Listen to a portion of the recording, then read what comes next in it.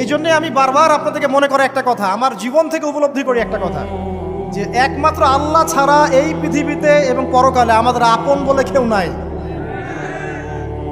বাকি সবাই সবার স্বার্থের জন্য আছে।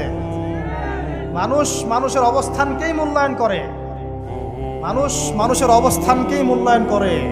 আল্লাহ রাব্বুল আলামিন আপনার ভিতরটাকে ভালোবাসেন।